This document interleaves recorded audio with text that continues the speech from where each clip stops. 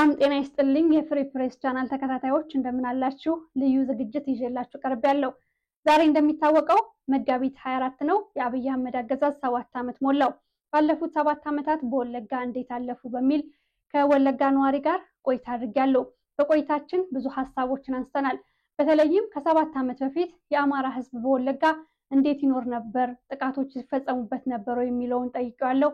እንዲሁም ደግሞ የኦሮሞ ነጻነት ሰራዊት ኦነግ ሸኔና የመሳሰሉ ቅጽል ስሞች የሚሰጣቸው ኃይሎች በአማራ ህዝብ ላይ የፈጸሙት ጥቃት እንዳለም ጠይቄዋለሁ። እንድትከታተሉን በአክብሮት ተጋብዛችኋለሁ። በጣም አመሰግናለሁ ፈቃደኛ ስለሆንክ። እንግዲህ ከመግቢያዬ ላይ ለመናገር እንደሞከርኩት ባለፉት 7 ዓመታት በወለጋ እጅግ ከባድ እንደነበሩ ከተለያዩ ቪዲዮዎች ተረድተናል። እንዲሁ በአንተ አንደበት 7 ዓመት እንዴት አለፈ? አመሰግናለሁ። እንግዲህ የ7 ዓመት ለወለጋ አማራ ብዙ ትርጉም ያለው ነው።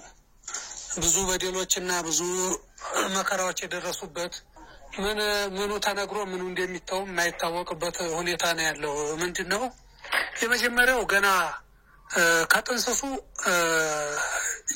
ጀምሮ ጥላቻ ነው የተጀመረው። ጥላቻ ነው፣ ዘረኝነት ነው። በጣም የተለጠጠ ዘረኝነት ተነሳና በዛ በተለጠጠ ዘረኝነት ደግሞ ብዙ ንጹሃን ብዙ እቅድ ያላቸው ብዙ ወጣቶችን ብዙ ሴቶች ህፃናት ደካሞችን ያጣንበት 7 ዓመት የመከራ ዓመታት ናቸው። እነዚህ እንግዲህ ብዙ ዘመዶችን እንደገና ያልታወቁ ደግሞ ዘመድ መስለው የተቀመጡ ብዙ ጠላቶችን ያየንበት የታዘብንበት 7 የመከራ ዓመታት ናቸው ማለት ይቻላል። ለምን መቼም ችግር ሲመጣ አንዱ ረዳት ነው የሚሆነው፣ አንዱ ጠላት ነው የሚሆነው። መሀል ሰፋሪ ሊኖር አይችልም። በዚህ መካከል እንግዲህ የተለያዩ ውጣ ውረዶች ታልፏል ማለት ነው። ወለጋ አማራ ህይወቱን ለማትረፍ ከመጠለያ ጀምሮ እስከ አፈሙዝ ትጥቅ ድረስ ደርሷል ማለት ነው። መጠለያ ተሰድቶ የተለያየ መከራዎችን ለመጋፈጥ በቅቷል። እንደገና ያንንም ደግሞ መውጫ ያገኘ መውጣት ችሏል። መውጫ ያጣ ደግሞ ያው የተለያዩ እዲያዎችን መቀበል ችሏል ማለት ነው። የተለያዩ መከራዎችን አሳልፏል። እዚህ መካከል እንግዲህ እዚህ ጥፋት ባለቤት ማን ነው? እስካሁን ለፍትህ ያልቀረበ ግን አማራን የሚያስር አማራን የሚጠመዝዝ አማራን የሚጎዳ አካሎች አሉ። እነዚህ እነማን ናቸው የሚለውን ነገር ማወቅ አስፈላጊ ነው። የመጀመሪያው ማን ነው ከተባለ በጫካው ተማይቶ ባለቤቱ ማን ነበር ብለን ስንጠረጥር ራሱ መንግስት ነው ብለን ነው ምን መውሰድ የሚቻለው። ለምን ከተባለ እስካሁን አንድም አማራን ካስጨፈጨፉ ካስገደሉ ክፍሎች አንዳቸውም ለፍርድ ቀርበው ከሌ ተፈርዶበታል የሚባል ነገር የለም። እንደውም ሲለቀቁ ምሕረት ሲደረግላቸው ተሐድሶ ምናምን ተብሎ ለድጋሚ ጥቃት የጫካውን መስመር ትተው በከተማ በኩል ሆነው አማራው እንዲያጠቁ መብት ሲሰጣቸው ነው የሚታየው። ስለዚህ ከጫካው ወደ ቢሮ ሽፍት ያደረገበት ነው ብለን መውሰድ እንችላለን። ለምን እዚህ ጋር የሚታየው ተግባሩ እንደዛ ነው ያለው ማለት ነው። ለምን ያኛው ህገወጥ ነው እየተባለ ከለላ ያጣ ማህበረሰብ ራሱን መናከስ ራሱን ለማትረፍ የግድ መንፈራገጥ አለበት። በዚህ በመንፈራገጥ ውስጥ ደግሞ አላህ እንደ ሰው አይደለምና አላህ እነሱ አማራውን እናጥፋ ሲሉ 90% ተስማምቶበታል። አማራውን በማጥፋት ላይ 90% ስምምነት ናቸው ከቢሮ እስከ ጫካ ማለት ነው። ግን እንዴት አድርገን እናጥፋ?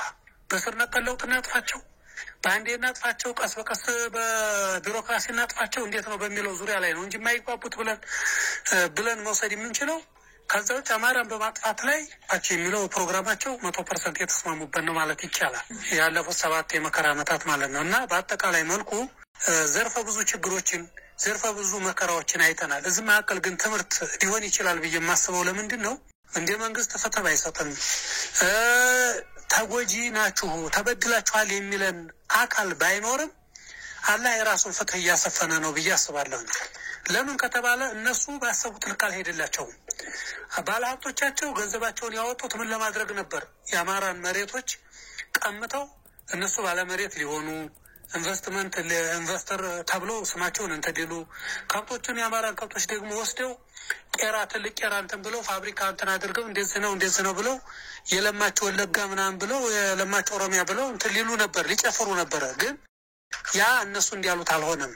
ምድር በፈጣሪ ኃይል የሰው ልጅ በፈጣሪ ፈቃድ እንደሚሳካለትና እንደማይሳካለት ማመን ለማይችል ክፍል ያስተማረ ትምህርት ነው ያሁኑ ያለፈው 7 ዓመታት። ለምን ከተባለ ፍትህ ቢዛባ ተጨቋኙ ጨቋኝ ተብሎ ሲታሰር የገደለው ተቀምጦ እሱ ደግሞ ገዳይ ነው ብሎ ራሱ ተሳሽሮ ራሱ አሳሪ የሆነ የተበደሉ ክፍሎች ደግሞ ተመልሰው በበደል ላይ በደል የተፈጸመባቸው ግፍ የተሰራባቸው ክፍሎች ድጋሚ ግፉ አሁንም አይበቃቸውም ተብሎ ግፍ እየተቀበሉ ያሉበት ሁኔታ በሐሰት የተመሰከረባቸው በሐሰት የተፈረደባቸው ለሐሰት ፍርድ የተዘጋጁ በሐሰት እንዲጠፉ የተፈረደባቸው የአማራ ማህበረሰብ ነው ወለጋ ላይ እስካሁን ድረስ ያለው ማለት ነው። ፍትህስ የት አለች? የለችም። ማን ያንሳት? እውነት ለመናገርና እውነት ቢፈረድና እውነትማ ቢባል የተበደሉ ሰው ያው ተበድላችኋል፣ እናንተ ካሳ ይገባችኋል፣ እንደዚህ ተበድላችኋል እስካሁን ድረስ አሁን ይቅርታ እንታረቅና አብረን እንቀመጥ ይባል ነበር። ግን ለዛ አልታደሉም። ለዛ ስላልታደሉ ምንድነው የሚያስፈልጋቸው? እከሌን ብናስረው፣ እከሌን ብሉ፣ እከሌን እህሉን ብናቃጠል፣ እከሌን እህሉን ብንዘርፈው፣ እከሌን ቤቱን ብናቃጠል ተብሎ ፕላን ብቻ ነጋ ጠባ ስለ ተንኮል ብቻ የሚታሰባት ናት። ለሰው ልጅ ሰላም ለማግኘት ከፈለገ ለጎረቤቱ አብሮት ለሚኖረው ለጓደኛው ለዘመዱ ሰላም መስጠት ያስፈልጋል። ያንን ሰላም ለመስጠት ደግሞ አልታደሉም።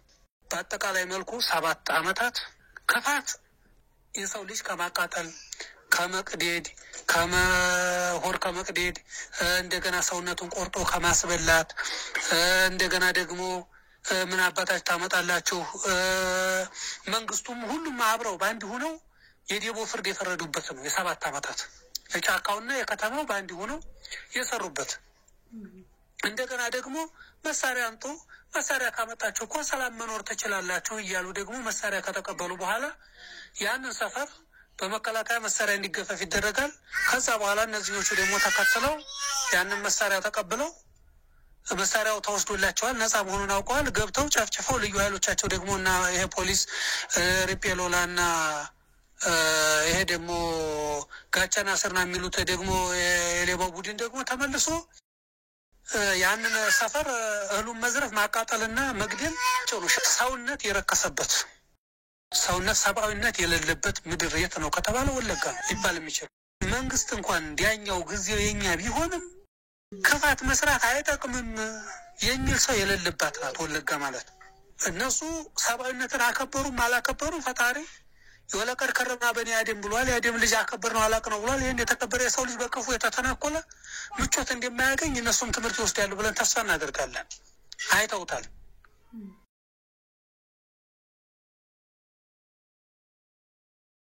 እንደው አብይ አህመድ ከመምጣቱ በፊት ወይም ከ7 ዓመት በፊት በወለጋ ፍቅር ነበረ ፊት ፍቅር ነበረ። እቅዱ ምንድነው? ዘንድሮ ሀገራቸው ተገባላችሁ በረና በየከሰን ገልጦ ሲሉን ከትንሽ እስከ ትልቅ ድረስ አድገናል። ህፃን ሆነን እየነገሩን እንትን ያልነው ግን በዚህ ልክ ይፋ ይወጣል ግድያውን ይጀምሩታል የሚል እቅድ ያልነበረም እንጂ ሲነግሩን የቆዩት። አሁን ጊዜው ሲመቻቸው በቃ ዛሬ እንዴት እናድርግ ሲባል ቀስ በቀስ እንንቀል የሚለው ክፍልና አይ ባንዲ ቶሎ ብለን በቃ እነሱን ጨራርስተን ብንተዋቸው ብናባራቸው ተመልሰው ይመጣሉ፣ ስለዚህ እንግደላቸውና ጨርሰን ነቅለን እናጥፋቸው በሚል ፕሮግራም መካከል በዚህ በሁለቱ ጠብ ነው። የመንግስቱ እቅድ ቀስ በቀስ እንንቀላቸው ነው። በግብር በተለያየ ሁኔታ በተለያየ ቢሮክራሲ ነገሮችን በማሰላቸትና በተለያየ ህግ አስመስለን ተራ በተራ እንንቀል ነው። የእነሱ የጫካው ደግሞ የምን እንደዛ ነው። ጊዜ እንደተመቸን ፖሊሱም ሁሉም ማዘዣው አዛዡኛ ስለሆነ አሁን ጊዜ ቶሎ ብለን ብንነቅላቸው ምን ይመስላችኋል በሚሉ ክፍሎች ነው ግጭቱ እንጂ እነሱ ፊቱንም እቅዳቸው ነው። ለምሳሌ አንድ ድሮ በደርግ ጊዜ የተፈጸመ አንድ ነገር አለ። ያ ምንድነው? እምሩ ይብሳ ይባላል። የዳውድ ይብሳ ወንድም አቤደንጎሮ ወረዳ የምትባል ቦታ ላይ የቆፈረው ጉድጓድ ነበረ። የአማራውን ኑቶሎ ጉድጓድ ቆፍሩ ብሎ አስቆፍሮ ከዛ በኋላ ጉድጓዱ ከተቆፈረ በኋላ አንድ ሰው ስብሰባ እንዳይቀር ብሎ ውሾችን እንቀብራለን ጉድጓድ ቆፍሩ ብሎ ካስቆፈረ በኋላ ነው እንደገና ነቀምት ነበርና ዞኑ እዛ ነቀምት አቤቱታ የሚያቀርበው የዛ ጊዜ ስብጥር ስለሆነ በደር ባለስልጣኖቹ ስብጥር ስለነበሩ እንዲህ ሊያደርግ ነው የሰውዬ ተብሎ ዞን የአውራጃ የሻምቡ አውራጃ አጠቃላይ የወረዳዎች ሁሉ መሪ አውራጃ ሻምቡ እንደነበረ ነቀምት ነው ዞኑ። እምሩ ይብሳ ይባላል። ይሄ ዳውድ ይብሳ ወንድም ማለት ነው። ጉድጓድ ያስቆፍሮ አንድ ሰው እንዲያይቀር ውሾችን እንቀብራለን ተብሎ ጉድጓድ በራሱ በአማራው እንዲቆፍር አድርጎ ጉድጓዱ ከተቆፈረ በኋላ እንደገና ምንድነው ያደረገው? ስብሰባ በዚህ ቀን ብሎ እንደቀጠረ በአጋጣሚ ከዛ ውስጥ መልእክት ነቀምት ደርሶ በመኪና መጥተው እምሩ ይብሳን ይወሰዱት ማለት ነው። ከወሰዱት በኋላ ምን ልታረግ ነው ሲባል ሳይባዙ ልቅበራቸው ብዬ ነው ያለው። ሳይባዙ ልቅበራቸው ብዬ ነው እና እነዚህ ሰዎች መብዛት የለባቸውም ሳይበዙ ልቅበራቸው ብዬ ነው ብሎ ነቀምት ሄዶ ነው እሱ ራሱ የተቀበረው ማለት ነው። እና ጉድጓዱ ዛሬም የተደፈነ አይመስለኝም አለ ጉድጓዱ ያ የተቆፈረ ጉድጓድ ማለት ነው። እና በአጠቃላይ መልኩ ክፋት እንደማይጠቅም በእምሩ አይተውት ነበር። እምሩ አልጠገበ እምሩ በቃ ነገሩ ተሳስቶበት ታቶ ነው እንጂ እምሩ ያሳካው ነበር የሚል እቅድ ያላቸው። በእምሩ ደግሞ አሁን በአብይ ተጀመረ። ነፍጠኞችን በቀበሩብን ቦታ ቀበርናቸው ምን ተባለ፣ ተፎከረ፣ የኛ ነው ጊዜው ተባለ። የዛ ጊዜ እነሱም ሞራል አገኙ። ያንን ድሮ የጀመሩትን ፕሮጀክታቸውን አሁንም መልሰው አነሱ ማለት ነው። ያንን ፕሮጀክታቸውን አነሱ እንጂ እነሱ እቅዳቸው ዛሬ ነው ይባል አይደለም። እቅዳቸው የቆየ ነው። ግን ይሄ ነገር እየተሳካ ነው ወይ ነው የሰው ልጅ በመግፋት የምናሳካው ምድራዊ ለውጥ አለ ወይ የሚለውን ነገር ነው ማሰብ ያለበት ማንም ፍጥረት ማለት ነው።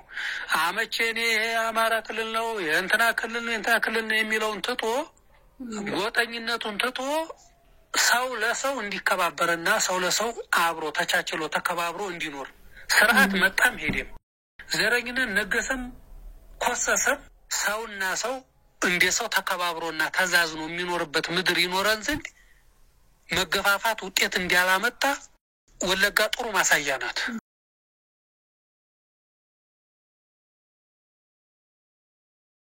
ያው አማራው እንግዲህ ሀብት ንብረቱን ጥሎ አካባቢውን ለቆ ቢሄድም እነሱም አልተመቻቸውም አልተጠቀሙበትም ማለት ነው።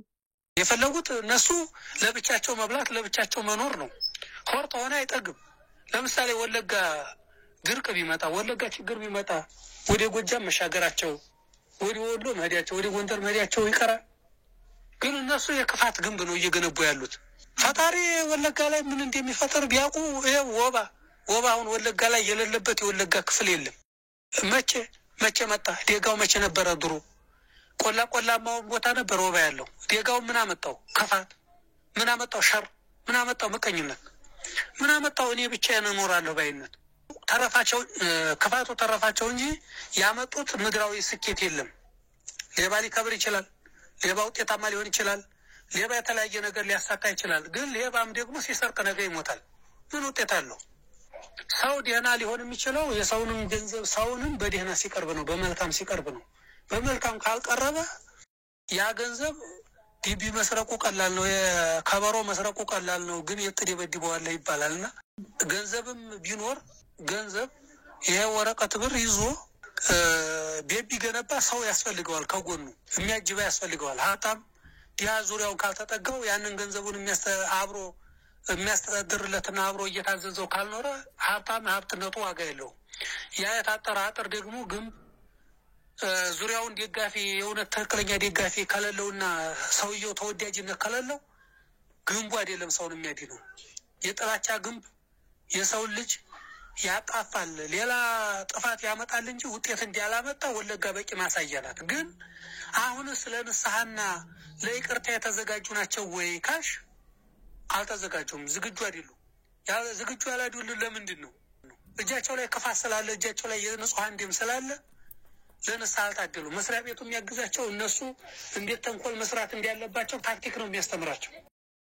አንዴ በሪፔሎ ላይ ያዘጋጃቸዋል፣ አንዴ ጋቸና ሲርና ያላቸዋል፣ አንዴ ልዩ ኃይል ይላቸዋል። ብቻ እያሰለጠነ መሳሪያ ያሰጣቸዋል። የሚሰሩት ክፋትና ግፍ ብቻ ነው። ዛሬ አንድ ቀን ትጥቅ የሌለው አማራ ቢገኝ እነሱ ለመጨፍጨፍ ነው። ትጥቅ እስከሚወርድ ድረስ ነው የሚጠብቁት። ትጥቅ ከወረደ በቃ እንጨፈጭፋለን ነው። ይሄ ደግሞ እስካሁን ውጤት አመጥቶላችኋል ወይ? እስካሁን የሰው ልጅ ምን ውጤታ ምን ግብ አሳካችሁ የሚለውን ነገር ባሰቡ ይበቃል። እዚህ ጋር እንግዲህ ባለፉት 2 ዓመታት በፊት ስንሰማ እንደነበረው ወንጀሎች አንሰማም፣ ወይም የዘር ማጥፋት ወንጀሎች ሲፈጸሙ አንሰማም። ለምንድን ነው የቀነሰው በዚህ 2 ዓመት? በተለይም በአማራ ክልል ፋኖ እንቅስቃሴ ማድረግ ከጀመረ ጊዜ ጀምሮ አንሰማም ብዙም በወለጋ የሚፈጸም ጥቃት። እንደው ስለማንሰማ ዜናው ስለማይወጣ ነው ወይስ የእውነት ቀንሶ ነው? እንደ ድሮ ያልሆነው ቁርጡን ስላወቀ ነው። አማራው ቁርጡን ስላወቀ የራሴ የኔ የሆነ ያስፈልገኛል ብሎ ራሱን ስላደራጀና ስለተከላከለ ነው እንጂ እነሱ መግደል ሰልችቷቸው ወይ ደግሞ እነሱ እኩልነት አምሯቸው ወይ እነሱ ፍትህ ለመስጠት ወይ ደግሞ ሰብአዊነት ለማክበር ተሰምቷቸው ሳይሆን አማራው ራሱን አደራጅቶ ስለተከላከለ ነው። ስለተከላከለ ቁርጡን ስላወቀ መንግስትም እንደማይደርስለት እንዲያውም እያያዘ የሆነ ጅለኛል እያያዘ ይገለኛል እንጂ ፍትህ ሊሰጠኝ አይችልም ብሎ ቁርጡን ስላወቀ ራሱን ስላደራጀ ነው። አማራው ራሱን ስላደራጀና ስለተከላከለ ነው። ማምለጥ ያለበትም አመለጠ። ጣልቃ ያለውም እንደዚሁ ቁጥር ቢያንስም የተለያየ ቦታ አሁን በመንግስታዊ ጥቃት ነው እየተፈጸመ ያለው። ያንን የጫካውን ክፍል መከላከል ችሏል፣ በበቂ ሁኔታ መክቷል። የጫካው ክፍል ደግሞ ሲመታባቸው ደግሞ ወደ ያንን በጫካው በኩል ያለው ውጤታማ አልሆን ሲል ከተማው በጋቸና ስራና በሪፔሎላ በሚባል አማይተው አሁን ራሳቸውን ደግሞ ሌላ አዘጋጅተው ህጋዊ መስለው መከላከያን ከፊት ሄደው ትጥቅ አስፈታለን ይላሉ። ትጥቅ ፈቷል ብለው ሲያስቡ ደግሞ አማራ ትጥቅ ፈቷል ብለው ሲያስቡ ወረራ ይፈጽማሉ፣ ዝርፊያ ይፈጽማሉ። እነሱ ጋቸና ሲርና ሪፔሎላ የሚባሉት ማለት ነው። ቁርጡን አውቆ ራሱን ስለተከላከለ ነው እንጂ እነሱ ለመግደል በርካታ አማራዎችን እንዲያውም የተጨፈጨፉት በዚህ በመንግስቱ ጭምር ተጨፍጭፈዋል። አሁን በዛኛው ስላልሆነ እኛ ብንጨፈጭፍ ምን ይመጣል ብለው በአንድ ግንቦት ወር ብቻ እንኳን ወደ 47 በላይ ነው የተገደለው። አሁን ባለፈው ግንቦት ማለት ነው። በራሱ በመንግስት ሰራተኞች ማለት ነው፣ በመንግስት ባለስልጣኖች፣ በመንግስት ታጣቂዎች ማለት ነው። አሁን ያለውስ ወቅታዊ ሁኔታ በወለጋ ምን ይመስላል? አሁን ያለው እነሱ በቃ በአጠቃላይ ምንድነው አማራውን ትጥቅ አስፈተተን እንጨፈጭፋለን ነው አሁን ወደፊት ያላቸው እቅዳቸው። መከላከያ ትጥቅ እንዲያስፈታላቸው ክልሉ የተለያየ ነገር ያደረጉ ከአማራው ላይ ትጥቅ ሙልጭ አድርገው አንስተው በአጠቃላይ አራርሳ መርዳሳ እንደተናገረው አማራ ትጥቅ ታጥቆ ኦሮሚያ ውስጥ አይኖርም የሚል እንደዛ ነው እንጂ ከዛ ውጭ መኖር ይቻላል የሚሉ ነገሮችን ባለፈው ሀሮ አዲስ ዓለም ላይ ከተናገረ በኋላ እቅዳቸው ምንድነው ትጥቅን መጀመሪያ በመከላከያ እንዲገፈፍ ማድረግ ነው ከአማራው ላይ። ያንን ትጥቅ ከገፈፉ በኋላ ደግሞ እነዚህኞቹ ነፃ ነው ግቡና በሏቸው ነው። ለዚህ ደግሞ አንድ ማሳያ የሰሩት ስራ የኪረም ወረዳ ማለት ነው ስኒዶሮ የምትባል አካባቢ አለችና መጀመሪያ መከላከያው 50 አካባቢ የሚጠጉ አማሮችን በህጋዊ ሚሊሻ ትሆናላችሁ ብሎ መልምሎ ትጥቅ ተሰጥተው ህጋዊ ናቸው በቃ እንደዚህ ነው ብሎ ማሞኛ ያስታጠቁት ነበረ። ያው ማለት ህጋዊ መዘገብን ብለው ማለት ነው። ደረጃ በደረጃ ነው የሚሰሩት ተንኮል ማለት ነው። እንደዚህ ካደረጉ በኋላ አሁን አማራ መኖር ስለሌለበት ህዝብ ኦሮሚያ ውስጥ አጥቃችሁ መኖር ስለማትችሉ ህግ ስለሆነ ትጥቅ ፈታችሁ መኖር ትችላላችሁ የሚለውን ነገር አሉና እነዛን 50ዎቹን ገበሬዎች ትጥቅ አስፈትተው የኪረም ወረዳ ቀጥታ አሁን ትጥቅ አስፈትተናል ኑ ቶሎ በሏቸው ብሎ የኪረም ወረዳ ነው ትእዛዝ የሰጠው ወደ አማራው የዛሃሮ አዲስ ዓለም ላይ ማለት ነው። ልጆቹ ደግሞ እዛ እየጠበቁ ስለነበረ እዛች ከተማ ላይ ያው ውጊያ መተው ከፈቱ። ሲታገሉ ውጤት ሳይቀናቸው ቀረ ማለት ነው። ውጤት ሳይቀናቸው ቀረ። ከዛ በኋላ ሲሸነፉ ደግሞ እነዚህን የአማራ የሀገር ሽማግሌ የሚባሉትን ደግሞ አሁን የሚጠቀሙባቸዋል። እነሱ ምንድነው ሲቸግራቸው ባካቸው አስታርቁን ይላሉ፣ ሲመቻቸው ደግሞ እነዛ ሽማግሌዎቹን ያስራሉ። ነገሩ ጠበብ ሲል ባካቸው አሸማግሉን ብለው ሽማግሌ ይመለምላሉ። በኋላ ቀን ወጣ ብለው ሲያስቡ ደግሞ ሽማግሌዎቹን ሳስበው እስር ቤት ይከታሉ። ከዛ በኋላ ቃል የገባው ባለስልጣን ታለም ያን ሰላም እንፈጥራለን አብረን ሆነን ዝቁንን ህግ አስከብረን በሰላም እንኖራለን የሚሉ ሰዎችን አመራሮችንም ጭምር እስር ቤት ነው የሚከቱት። ከዛ በኋላ በቃ አሁን ናጥፋ የሚል ነው እንጂ አብሮነት የሚሉ ክፍሎች እስር ቤት እንዲገቡ ነው አሁን እየተደረገ ያለው። አብሮ መኖር የሚፈልጉ አማራው ለምን ይፈናቀላል፣ ጥቃት ይደርስበታል የሚሉ የኦሮሚያ ክልል ባለስልጣኖች ጉዳት ወይም እስራት እንዲሁም ሌሎች ጥቃቶች ይደርስባቸዋል ማለት ነው። የታረቅ እነዛማ ዋና ተፈላጊ ናቸው። በቃ እነዛ ከአማራ ተለይተው አይታዩም። እንደውም በጥርጣሬ ራሱ ይገባሉ። እንኳን አይደለም አብረን ኑር የሚል ሀሳብ ኑሯቸው ቀርቶ አውርተው በጥርጣሬ እሱ እንኳን ግፍን ስራ ሲባል አብሮ አላጨበጭ ምናምን ካለ በእኛ ልክ አልሄድክም ተብሎ እስር ቤት የሚገባበት ሁኔታ ነው ያለው። እንግዲህ እንደምታውቀው በኦሮሚያ ክልል ብዙ አይነት ኃይሎች አሉ። የኦሮሞ ነጻነት ሰራዊት አለ፣ ሸኔ ራሱ ተብሎ በርካታ ሸኔዎች እንዳሉ ይታወቃልና እስኪ ስለ ኦሮሞ ነጻነት ሰራዊት እናወራ። ይህ ኃይል በአማራው ላይ በተፈጸሙ የዘር ማጥፋት ወንጀሎች እጁ አለበት ወይስ እንደው ከመንግስት ስለሚወቅሰው ነው እንጂ እጁ የለበትም? ወይ አብረው ነው ወይ የሚሰሩት ከመንግስት ጋር አብረው እየሰሩ ወይ በፕሮፓጋንዳ ተለያይተናል የሚል ነገር ነው ያላቸው? ምንድነው አንተ የምታውቀውን መረጃ ካፍለን እስኪ? እዚህ ላይ እንግዲህ እስካሁን መጀመሪያ ስራዎችን ሲሰራ የነበረው ራሱ ነው። ኦሮሞ ነጻነት ምናምን የሚለው ክፍል ነው እስካሁን ግፎችን ሲሰራ የተለያዩ በደሎችን ሲፈጽም የነበረው። እዚህ ጋር ግን አንድ መታወቅ ያለበት ነገር ምንድን ነው? ለምሳሌ ወደ ምዕራብ ወለጋ ውስጥ ግንቢ በታች አካባቢ ሆነ አንድ ቦታ ነበርና ቦታውን መጥቀስ አያስፈልግም። እዛ አካባቢ ምን አደረጉ? እነዚህ አማሮች አማራ ቢሆኑም እኛው ጋር አብረው የኖሩ ያደጉ የኖሩ ናቸው። ስለዚህ እነዚህ ሰዎች ወደ አማራ ክልል ስለወሎ ስለ አማራ ክልል የሚያውቁት ነገር የለም። የሚያውቁት ኦሮሚያ ብቻ ነው። ስለዚህ እነዚህን አትንኳቸው ብለው በሽማግሌ ሲነግሯቸው እነዛን ሰዎች ጠብቀው ነው የተቀመጡት። አልነኳቸውም ማለት በቃ እነዚህ አብረው እኛን መስለው እኛኑ ያው ኦሮሞ ማለት ናቸው እንጂ ሌላ አይደሉም ብለው ሲነግሯቸው እሺ ብለው ተቀብለው አክብሯቸው ነው የተቀመጡት ማለት ነው። ለውጥ እያመጣ እንዲያለ እኛ ሰላማዊ መንግስት ስልጣን ጋር የለን አሁን ማንንም አንነካም የሚል አቋም እያራመደ ነው አሁን በአሁኑ ሰዓት ማለት ነው። እንታረቅ አብረን እንኖር እንደዚህ ነው እኛ መንግስት ነው የእናንተም ጠላት የኛም ጠላት የሚል ነገሮችን እያመጣ ነው ያለው ማለት ነው። አሁን ላይ ነው እንጂ ግን ተሳታፊ ነበር ማለት ነው። ተሳታፊ ነው ምንም እንትን ቶሌ ቀበሌ ማንፈጸመ የመንግስት ባለስልጣኖች ራሳቸው ሁሉም ነገር ተሳትፈው ነው በአንድ ላይ በቃ አብረን እንብላ ነው በቃ እዚህ ጋር እንትን የለም። መረታው የሚል ሰው ይገደላል፣ ነውር ነው። አሁን ደግሞ የዛ ለትሚያው ከሁለት ጋር ሲሆንበት ይሁን ቢሻው ጸጸት ተሰምቶት ይሁን ቢሻው ሰብአዊነት አክብሮ ይሁን ባይታወቅም ያቋም ለውጥ እንዲያመጣ ነው አሁን የምረዳው እየተረዳን ያለ ነው የሚነገረው። እየሰሩ ያሉት ነገር አሁን ጠባቸው ከመንግስት ጋር ብቻ ሆነ። ከመንግስት ጋር ከሆነ ደግሞ መብታቸው ነው፣ ይታገሉ ይበሉት ያፈናቅሉት እነሱ ይሾሙ፣ እኛ ምን አገባን? እዛ ቢሮ ያለው አባቱ ወንድሙ ነው፣ ጫካ ያለው ልጃቸው ወንድማቸው ነው። እኛን አይንኩን እንጂ እኛ ምን አገባን? ያተሾመ ያቢመጣ ነው እንጂ እንትን ሆነ እኛን አይቆስቁሱን እንጂ እነሱ ያተሾመ ምንም እንትን የለውም። መሆንም ያለበት ደግሞ ሰው ስርዓት በውጊያ መቀየር የቆየ የሀገሪቱ ባህል ነው። ታግሎ መቀየር ወግ ባህል ነው። ግን እዚህ ጋር ሰላማዊ ዜጋን ዝም ብሎ ምንም ከጥፋቱ ጋር የማይመለከተው ቢሮ የሌለ ስልጣን የማይፈልግን ሰው መውጋትና ማሳደድ ንጹሐንን መበደል ይሄ ግፍ ነው። ይሄ ጭቡ ነው። ይሄ ጥፋትን ፍለጋ ነው። ባለስልጣን ኮርማና ኮርማ ይቅጠም፣ ሌላው ጥጃው በምን ቤት ነው የሚሰቃየው?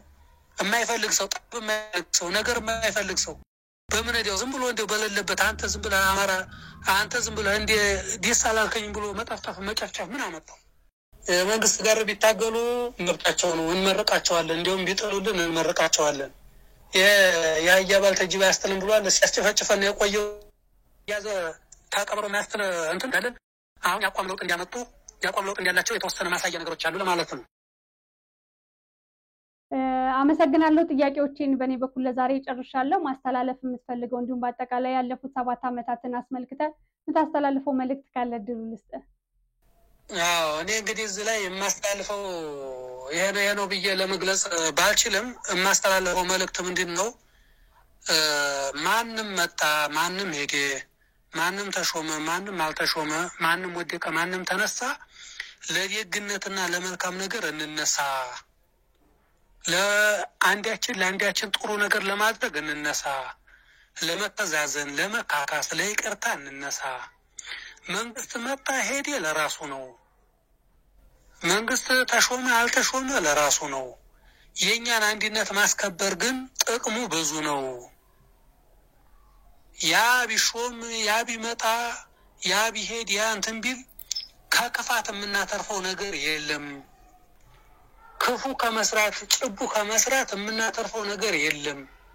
አንዳችን ለአንዳችን ህይወት ዋጋ ስንከፈል እሱ መኖር አለበት፣ እሱ መመታት የለበትም፣ እሱ መገደል የለበትም፣ እሱ መኖር አለበት፣ እሱ መጨቆን የለበትም ለሚል ጊዜያችንን እናባክን። እሱ ለመልካም ነገር አእምሯችንን ጊዜያችንን ለመልካም ነገር እንጠቀምበት። ለመገፋፋት ለመበዳደል ክፉ ለመስራት መጥፎ ተክለን ለመሄድ አንታገል ማለት ነው የምፈልገው። መተዛዘን ጥቅሙ ብዙ ነው። መበዳደል ነገ መበደልን ያመጣል። ነገ የሚያመጣው መጥፎ መዘዝ ነው። ስለዚህ ለመተዛዘን ጊዜያችንን እናባክን። ለክፋት ያለንን ጊዜ ለመልካምነት እንጠቀምበት ለማለት ነው የምፈልገው። ጨርሻለሁ። አመሰግናለሁ። ስለነበረን ቆይታ ከልብ አመሰግናለሁ። ተመልካቾቻችን ስትከታተሉት የነበረው ያለፉት 7 ዓመታት የአብይ አህመድ የግዛት ዘመን በወለጋ ምን እንደሚመስል ቆይታ አድርገናል። ከአካባቢው ነዋሪ ጋር ነበር ቆይታ ያደረግነው። ስለተከታተላችሁን ከልብ እናመሰግናለን። በኮሜንት ላይ አስተያየትና ሀሳብ ስለምትሰጡን